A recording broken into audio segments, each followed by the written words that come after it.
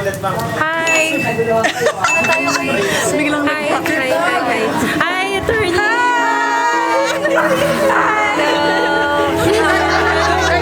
Life ay laging minsan di ko maintindihan. Kasi kung titingnan nyo naman, para kang naglalakad sa daang walang paroroonan.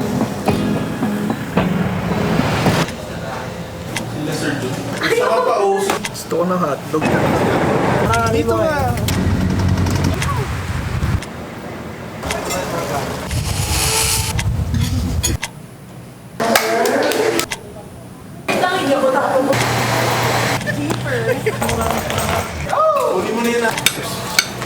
Sama kayo?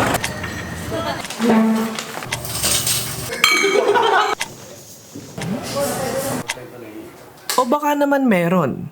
Sadyang di ko lang maunawaan. Hello, Ma? Mama? Pwede ka mag-charge dito? Sa akin. Stop, sir. Yo! Yeah, please. Ay, maalis ka dyan.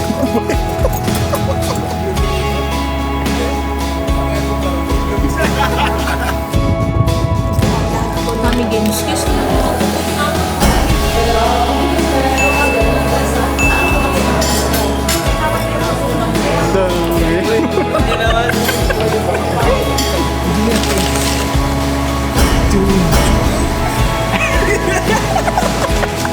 Eagle dance, eagle dance.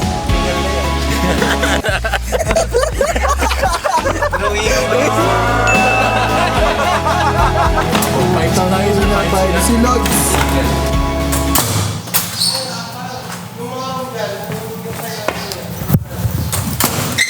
Gago. Good shit. Yun, oh. Thank you very much. Tapos pagdating kay Buklis, wala nang bumper. Kamay na po, puro kang ano ko. Putangin na ako na naman. Maraming salamat po sa sasakyan. Ito mo yung sa inyo. Goods. Pero siguro nga sa bawat oras na nagdaraan, saka mo lang mararamdaman ang kanyang kahulugan. Chip ka na. Kasi sa tingin nyo may control kayo sa buhay nyo? Yes!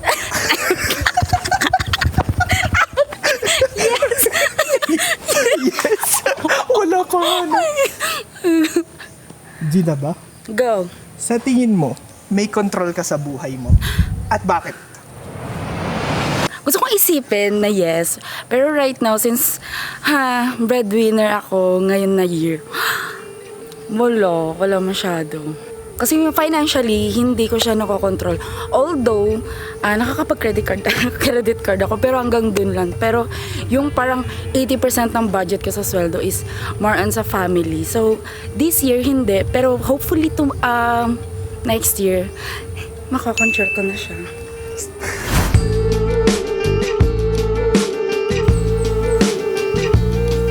Ano yung idea ng free flow?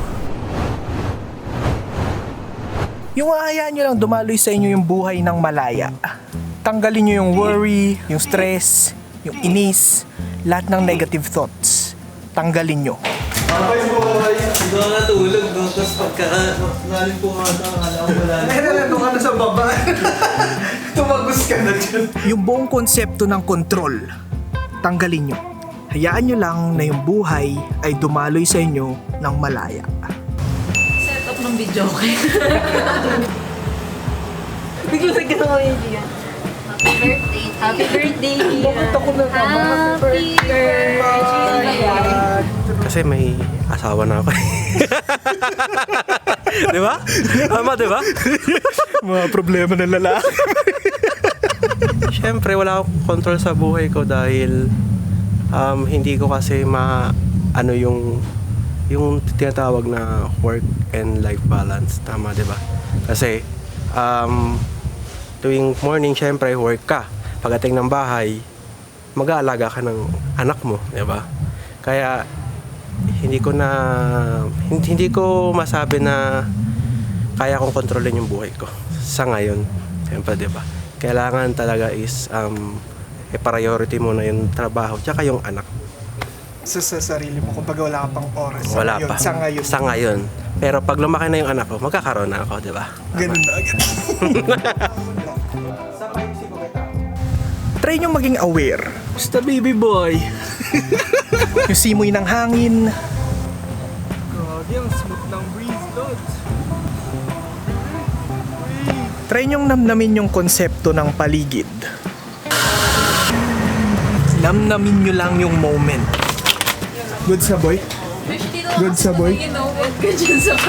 Namnamin nyo yung paligid. Kasya ba yan, te? River bag? Namnamin nyo yung paligid. Bigyan ng isang birya sila. Bango eh. Bango. Yung mga tao. Day to you. Happy birthday. Aside from the consultants. So these are the Dito ko pwede mag-break sa beat. Isipin nyo yung buong araw na yun. Kung ano lang yung nangyari. Hinayaan ko lang. Sarap pakiramdaman ng paligid dito. Grabe. Saktong-sakto yung idea ng video na to dito sa ambience.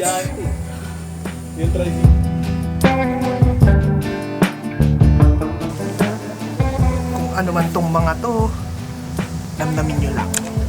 Kumbaga, subukan yung pakiramdaman yung mundo. Kung nasan man kayo ngayon, pakiramdaman nyo lang. Lahat ng aspeto ng kinagagalawan nyo, pakiramdaman nyo lang.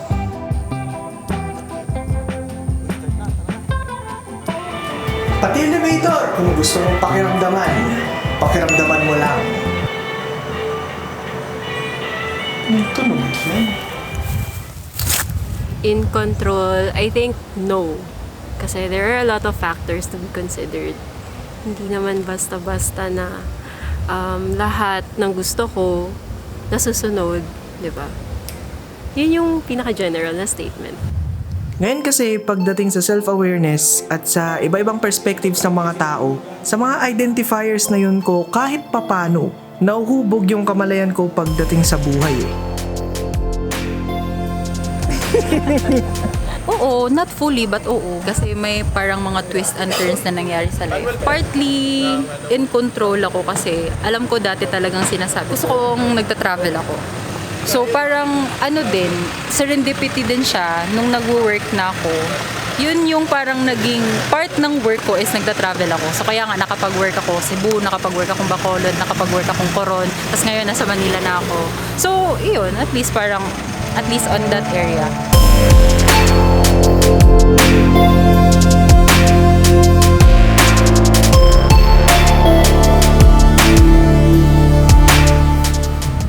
Wow, ganda naman.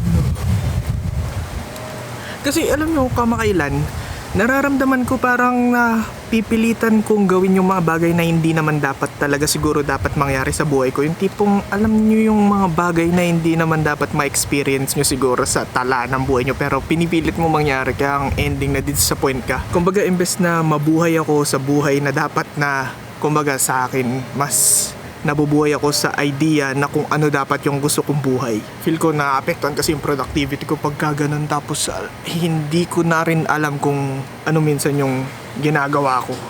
Sa tingin mo, in control ka sa buhay mo? Oo, perfectly in control. Bakit ko nasabi? Kasi I really don't care what other people thinks. Ako nasusunod sa kung anong bagay ang gusto ko. Of course, hindi naman ako perfecto kasi kakamali ako eh. Pero I lose at my expense, hindi sa expense ng others.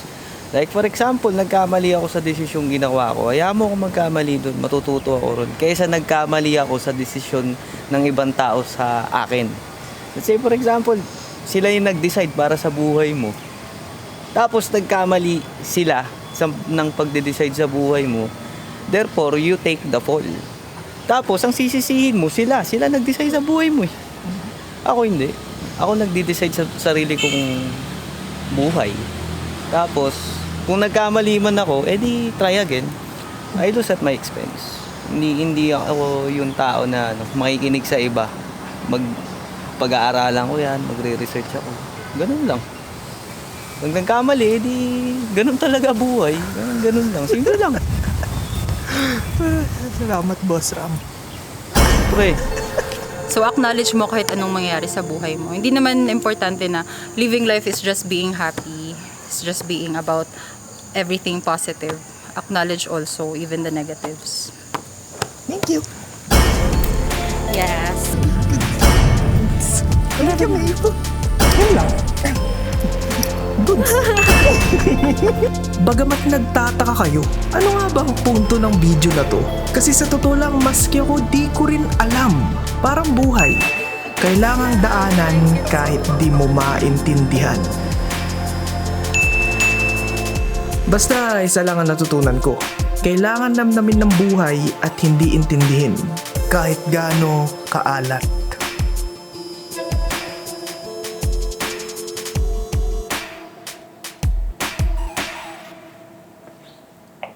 Sobrang ganda.